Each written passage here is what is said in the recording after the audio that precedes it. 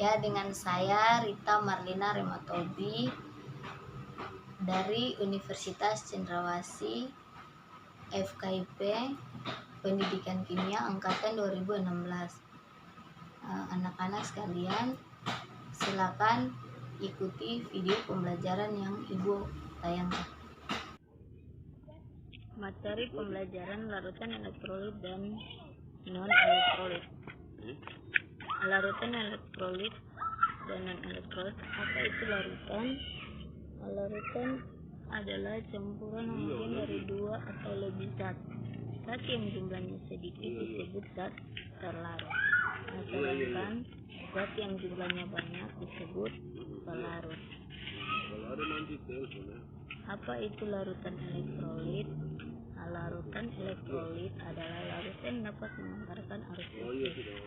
Ternyata dalam satu larutan elektrolit dapat mengantarkan arus listrik karena larutan mengandung ion-ion sebagai partikel pengembang muatan listrik yang bergerak bebas. Berdasarkan besar kecilnya daya hantar listrik, larutan elektrolit digolongkan menjadi dua, yaitu larutan elektrolit kuat dan larutan elektrolit lemah. Larutan elektrolit kuat adalah larutan yang dapat mengantarkan arus listrik dengan baik sehingga dalam uji daya hantar listrik larutan dapat menyalakan lampu dan menimbulkan banyak gelembung gas. Elektrolit kuat dalam air akan terionisasi sempurna dengan derajat ionisasi alfa sama dengan 1. Larutan elektrolit lemah adalah larutan yang dapat mengantarkan arus listrik dengan lemah sehingga tidak dapat menyalakan lampu atau hanya lampu dengan redup dan menimbulkan sedikit gelembung gas. Larutan ini adalah dalam air terionisasi sebagian menghasilkan spesies-spesiesnya, yaitu kation, anion, dan sebagian molekul penyusunnya. Derajat ionisasi elektrolit lemah sebesar 0 kurang dari alfa kurang dari 1. Apa itu larutan non-elektrolit? Larutan non-elektrolit adalah larutan yang tidak dapat mengantarkan arus listrik.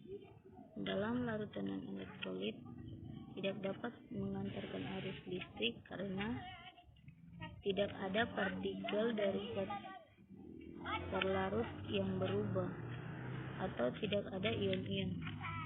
Larutan ini dapat mengantarkan arus listrik sehingga tidak dapat menyalakan lampu dan tidak menimbulkan gelembung gas.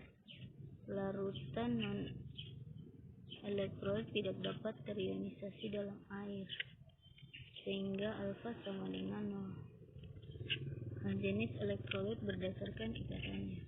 Zat elektrolit merupakan zat yang dapat mengalami ionisasi jika dilarutkan dalam air. Berdasarkan jenis ikatan, zat elektrolit dibedakan menjadi dua, yaitu senyawa ion dan senyawa kovalen. Senyawa ion adalah senyawa yang terbentuk dari ion positif kation dan ion negatif anion, di mana ion-ionnya saling tarik-menarik. Jika senyawa ion dilarutkan ke dalam air, maka ion Na+ dan Cl- menjadi tegang dan akan bergerak bebas. Ion yang bergerak bebas dapat mengantarkan arus listrik. Senyawa ion merupakan elektrolit kuat sehingga reaksinya digunakan satu tanda panah. NaCl berikut contoh reaksi. NaCl menghasilkan Na+ ditambah Cl-. Senyawa elektrolit yang terbentuk padatan dan kristal tidak dapat mengantarkan arus listrik. Contohnya adalah padatan NaCl. Padatan natrium klorida tidak dapat mengantarkan arus listrik karena ion Na+ dan Cl- terikat sangat kuat dan rapat dalam kristal sehingga tidak bebas bergerak. Contoh senyawa ionik dalam KBr BaI2, CaCl2, FeCl3 dan sebagainya. Reaksi ionisasi yang terjadi adalah sebagai berikut. KBr menghasilkan K+ ditambah Br-. BaI2 menghasilkan Ba2+ ditambah 2I-. CaCl2 menghasilkan Ca2+ ditambah 2Cl-. FeCl3 menghasilkan Fe3- ditambah 2Cl-. Selanjutnya senyawa kovalen. Senyawa kovalen yaitu senyawa yang terbentuk dari unsur-unsur non-logam yang memiliki ikatan kovalen. Senyawa kovalen polar dalam bentuk padatan dan lelehan tidak dapat mengantarkan arus listrik karena terdiri dari molekul-molekul netral. Walaupun dalam bentuk lelehan, molekul-molekulnya dapat bergerak bebas, kan tetapi dalam larutan molekul-molekulnya dapat terhidrolisis menjadi ion yang dapat bergerak bebas. Contohnya HCl ditambah H2O menghasilkan H3O+ ditambah Cl-.